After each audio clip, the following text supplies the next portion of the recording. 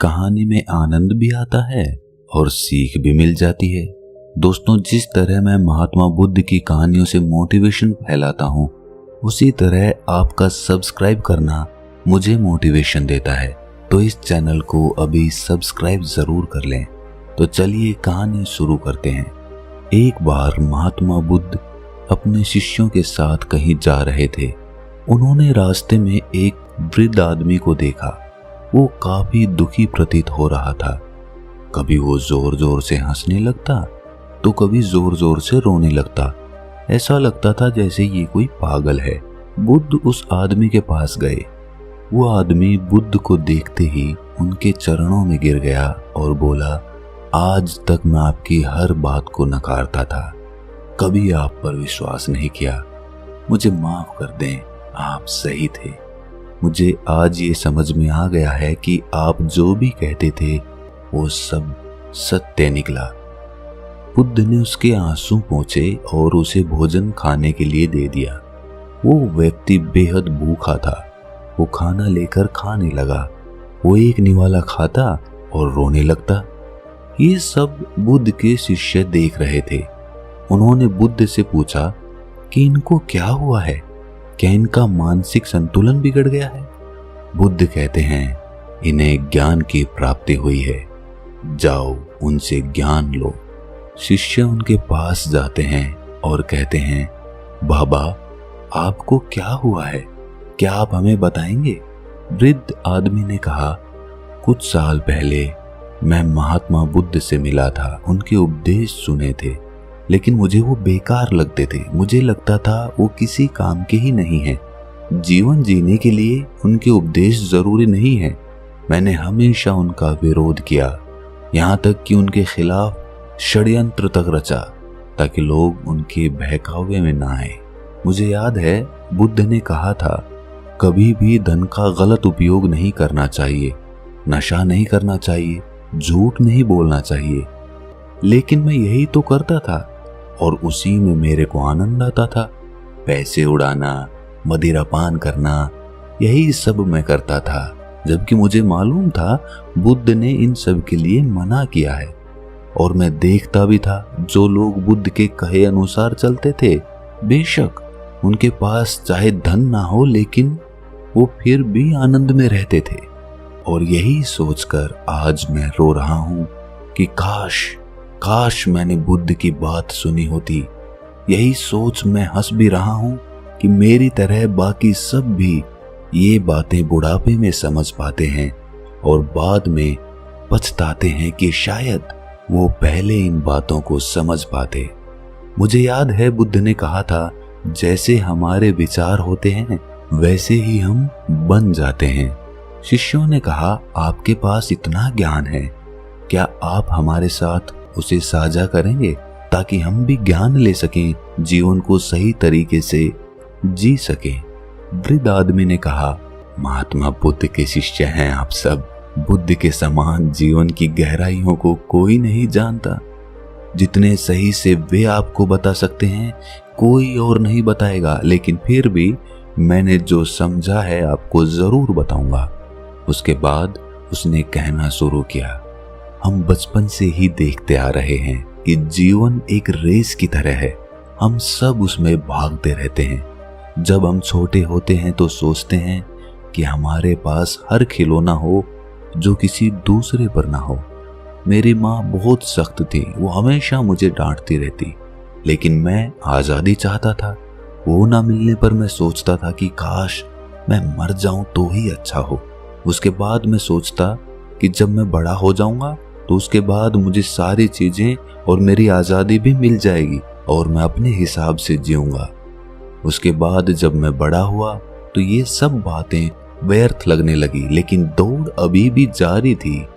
मैं अपने मित्रों से अधिक धन कमाना चाहता था ताकि हर चीज खुद के लिए अच्छी तरह कर सकूं, अच्छे कपड़े पहन सकूं, अच्छा घर बना सकूं, उन्हें दिखा सकूं कि मैं उनसे अधिक हुनरमंद आदमी हूं।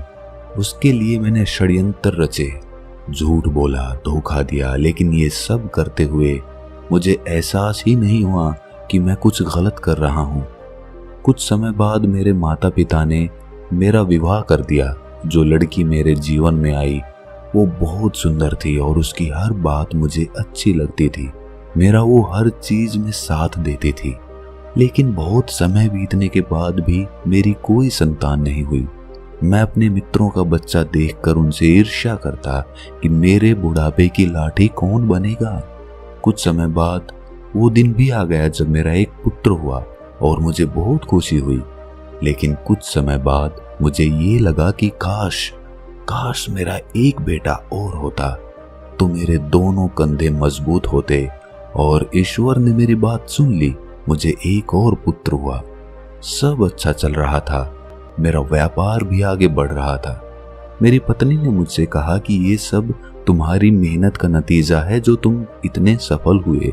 तुम्हारे माता पिता ने तो कुछ नहीं किया और वैसे भी उनकी उम्र हो गई है। उन्हें तीर्थ यात्रा पर चले जाना चाहिए। मुझे उसकी कही हर बात सही लगती थी। जब मैंने पिता से इस बारे में कहा तो उन्होंने ये कहकर मना कर दिया कि मुझे ये बात पसंद नहीं आई। और उसके बाद से मुझे मेरे पिता की कही हर बात गलत लगने लगी। वो मुझे व्यापार में भी स्वतंत्र निर्णय नहीं लेने देते थे। मुझे अब आज़ादी चाहिए थी और ईश्वर ने मेरी बात सुन ली। मेरे पिता की तबीयत अचानक खराब हो गई। वैद्य ने जवाब दिया कि जिससे भी मिलाना है मिला लो, अब ज्यादा समय नहीं बचा है इनके पास। मुझे ये सुनकर दुखी होना चाहिए था, लेकिन मैं तो खुश हो रहा था कि अब मैं आजाद हो जाऊंगा। मेरे पिता को इसी अवस्था में 6 दिन निकल गए थे। सब लोग उनसे आकर मिल चुके थे। उसके बाद एक दिन मैं और मेरी पत्नी पिता से मिलने गए तो मेरी पत्नी ने कहा कि सबसे तो ये मिल लिए, अब मरते क्यों नहीं है। मुझे मेरी पत्नी की हर बात सही लगती थी कि वो हमेशा सही कहती है। अगले दिन जब मैं पिता के कमरे में गया तो देखा उनकी मृत्यु हो गई है। मेरी माँ वहां बैठे अकेली रो रही थी। उन्हें देखकर मुझे रोना आ गया और मैंने तब सोचा कि मैं अपने पिता की अंतिम यात्रा बेहद भव्य निकालूंगा ताकि सबको पता चले कि मैं उनसे कितना प्यार करता था। और मैंने वही किया। पिता की अंतिम यात्रा बेहद अच्छी निकाली। सभी लोग उसकी प्रशंसा कर रहे थे। मैं मन ही मन बेहद खुश हुआ, लेकिन चेहरे पर दुख के भाव दिखाने पड़ रहे थे। अब मैं आजाद था, हर चीज अपने हिसाब से कर रहा था। मुझ में अधिक धन कमाने की इच्छा जाग गई थी। मैं बेहद धन कमाने की होड़ में चल दिया और कमाया भी। मैं अपने घर का सबसे अमीर आदमी बन गया। धीरे धीरे समय बीता, मेरे दोनों बेटों की शादी हुई और मैं बुढ़ापे की तरफ बढ़ने लगा। लेकिन दौड़ अभी भी बाकी थी। मैंने अपने दोनों पुत्रों का विवाह बड़े व्यापारियों की बेटियों से कर दिया ताकि मुझे व्यापार में और ज्यादा लाभ हो सके। धीरे धीरे उम्र बढ़ती चली गई और बुढ़ापा आता रहा। एक दिन मेरी पत्नी भी मुझे छोड़कर चली गई और तब मुझे पहली बार अकेलेपन का एहसास हुआ। तब मैंने बुद्ध के बारे में सुना और मैं उनके उपदेश सुनने के लिए उनके आश्रम चला गया। लेकिन बुद्ध के विचार मेरे विचारों से अलग थे। मैं उनसे सहमत नहीं हुआ। मेरी तरह वहां और भी लोग थे जो बुद्ध के विचार से सहमत नहीं थे।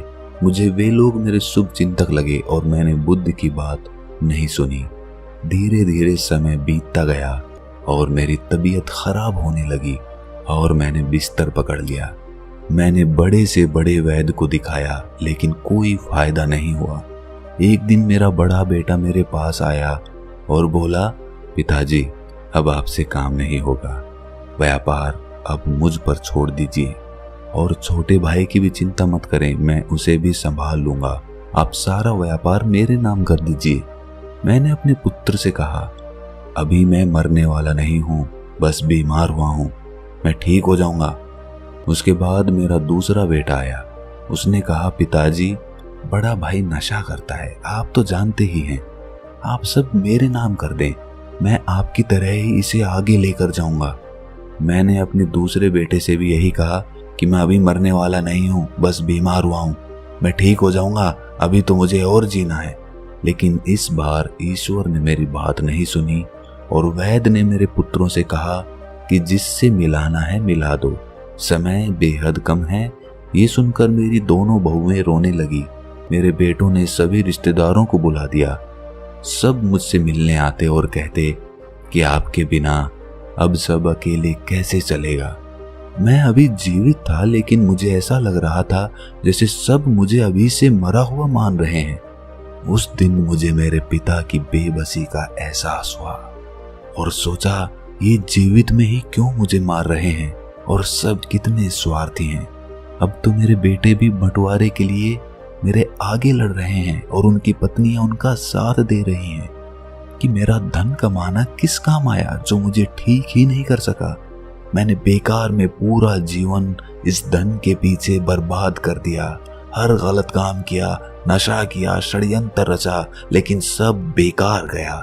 मैंने ये सब क्यों किया? काश मुझे ये बात पहले समझ आ गई होती कि ये सब एक दिन यहीं रह जाना है।